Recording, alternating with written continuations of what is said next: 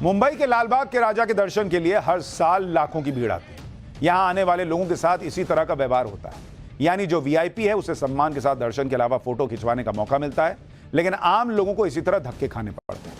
एक और वीडियो देखिए, इसमें आम भक्तों की भीड़ बप्पा के दर्शन के लिए अपनी बारी का इंतजार कर रही है, लेकिन जैसे ही गेट खुलता है वैसे ही लोगों की भीड़ धक्के के साथ अंदर आती है। इस भीड़ में महिलाएं भी हैं, बच्चे भी हैं। आप सोचिए कि अगर इस भीड़ की चपेट में कोई आ जाए, कोई हादसा हो सकता है। लेकिन आप देखिए कैसे गेट बंद किया जा रहा है भाई, मतलब कोई दब जाए, उसका हाथ दब जाए, उसको चोट लग जाए, इनको फर्क ही नहीं पड़ रहा है। और दूसरी तरफ जब कोई सेलिब्रिटी जैसे फिल्म स्टार, बड़े बड़े नेता आते हैं तो यहां आयोजकों का व्यवहार पूरी तरह बदल जाता है कि आइए ना सर, आइए सर, आइए सर, आइए सर। क्यों? ये आम आदमी जो है, इसको लालबाग के राजा ने कहा है, गणेश भगवान ने कहा है इसके साथ ऐसा व्यवहार करो। अब यह भी समझिए कि लालबाग के राजा के दर्शन के दौरान भीड़ को कंट्रोल करना इतना मुश्किल क्यों है। दरअसल मुंबई के लालबाग का इलाका बहुत ही घनी बस्ती के बीच है। इसी इलाके में भगवान गणपति को लालबाग के राजा के रूप में विराजमान किया जाता है। लालबाग की ज्यादातर गलियां इतनी संकरी हैं कि यहां पैदल ही जा सकते हैं। इसके अलावा यहां मुख्य रूप से आम भक्तों के लिए दो किस्म के दर्शन होते हैं। इन्हें मुख दर्शन और मन्नत के दर्शन के नाम से जाना जाता है।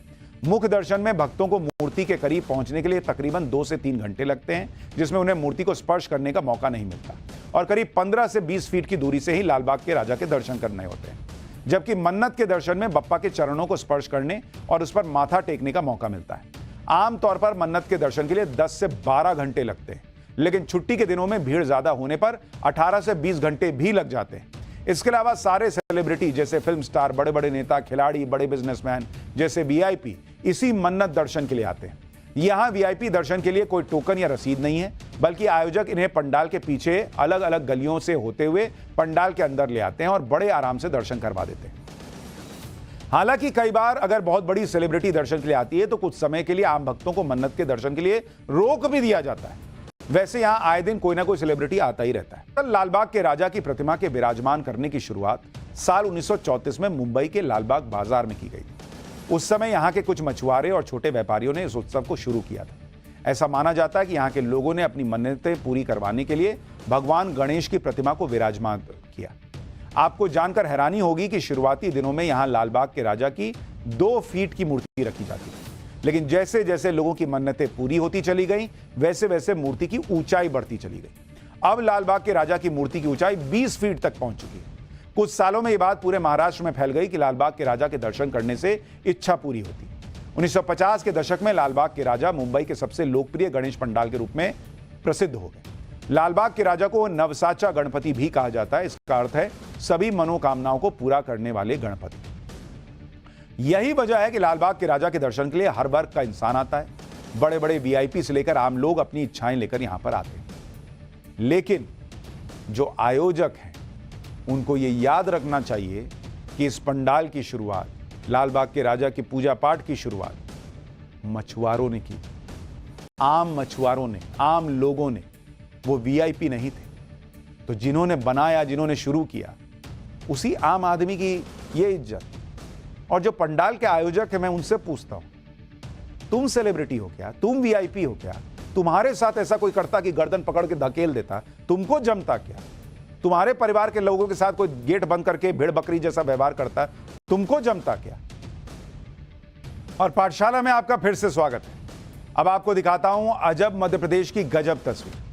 उज्जैन के एक मंदिर में युवक को नोटों के बंडल से तौला गया। तराजू के एक पलड़े पर युवक बैठा हुआ दिख रहा है आपको, और उसके वजन के बराबर नोटों के बंडल दूसरे पलड़े पर रखते चले गए। तराजू पर रखे नोटों के बंडल की कीमत 10 लाख रुपए थी, जिसे मंदिर में दान कर दिया गया। बताया जा रहा है कि युवक के माता पिता ने मन्नत मांगी थी और जब मन्नत पूरी हुई तो युवक को 10 लाख रुपए के नोटों के बंडल से तौलकर पैसे दान कर दिए गए। नोटों से तौले जाने का यह वीडियो अब सोशल मीडिया पर जमकर वायरल हो रहा है। तो आप सोचिए कि किस्मत है अपनी अपनी कि भैया यहाँ लोग रोज वजन देखते हैं कि घटा बढ़ा क्या हुआ, यहाँ उसके वजन के मुताबिक जो है वो नोटों के बंडल जो है वो दान में दिए जा रहे हैं।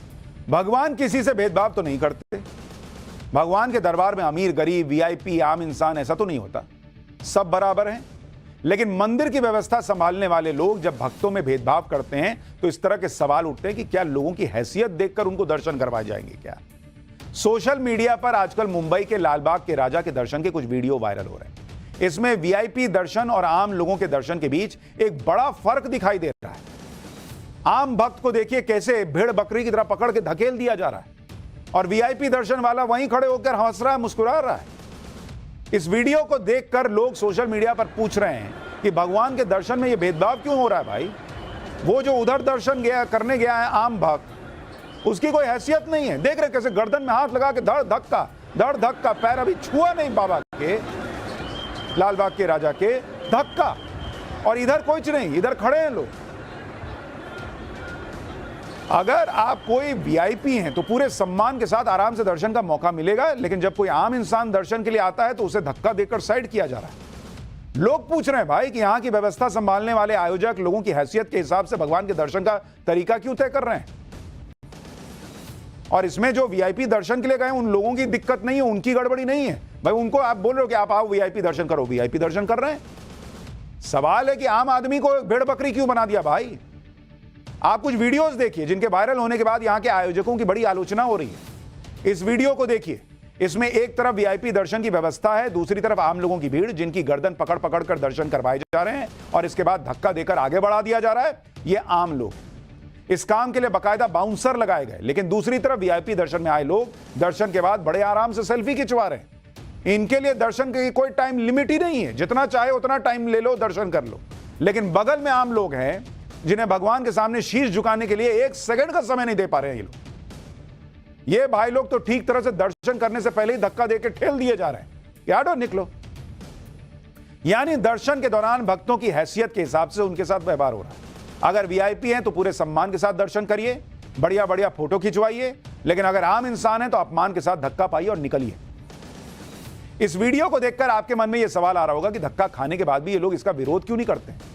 दरअसल जो लोग धक्का देने के लिए तैनात किए गए हैं उनमें ज्यादातर प्रोफेशनल बाउंसर्स हैं जो आने वाले भक्तों के साथ कई बार मारपीट तक पर उतर आते हैं। आपको एक वीडियो दिखाता हूं जिसमें यहां की महिला बाउंसर ने एक टीवी एक्ट्रेस के साथ हाथापाई कर दी। ये एक मशहूर टीवी सीरियल की एक्ट्रेस सिमरन है जो कुछ दिन पहले अपनी मां के साथ लालबाग के राजा के दर्शन के लिए पहुंची, लेकिन इस दौरान इनका यहां तैनात महिला बाउंसर्स के साथ उनकी झड़प हो गई, हाथापाई हो गई। दरअसल सिमरन लालबाग के राजा के वीआईपी दर्शन के लिए जा रही थी, लेकिन इन महिला बाउंसर्स ने सिमरन को पहचाना नहीं और उन्हें रोकने के लिए हाथापाई की नौबत आ गई। पहले आप भी इस वीडियो को देखिए, इसके बाद यह भी बताऊंगा कि लालबाग के राजा के दर्शन के लिए लाखों की भीड़ आती क्यों है और किस तरह से उनके साथ व्यवहार होता है।